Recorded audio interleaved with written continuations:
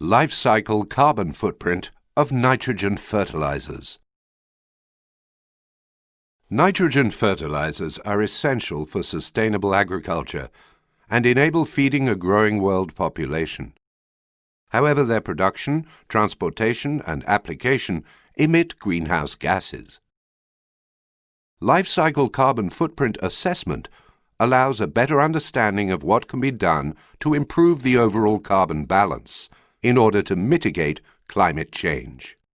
The illustration explains the carbon footprint from production, transportation, and application of fertilizers to growing of crops, their consumption, and the protection of forests and natural CO2 sinks.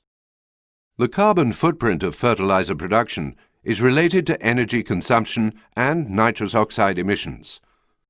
To reduce the carbon footprint, energy efficiency of production plants needs to be increased and nitrous oxide cleansing technologies to be installed. Fertilizers are transported by ship, barge, road, or rail. Transportation contributes little to the carbon footprint of fertilizers. It can be minimized by optimizing the logistics chain from production sites to farmers. Nitrogen in the soil is subject to natural microbial conversion. During this process, nitrous oxide can be lost to the air. Carbon footprint is minimized by using balanced nutrition, tailoring nitrogen application according to actual crop needs, and just-in-time application to ensure rapid nitrogen uptake by the crop. Plants capture large amounts of CO2 during growth. Optimal fertilization stimulates crop growth, increases biomass production, and thus CO2 uptake. Most of the biomass is consumed as food or feed, and CO2 fixation is therefore only short-term.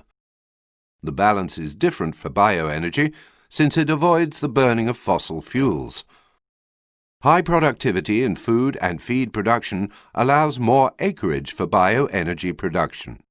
Forests and wetlands store 2 to 8 times more CO2 than croplands.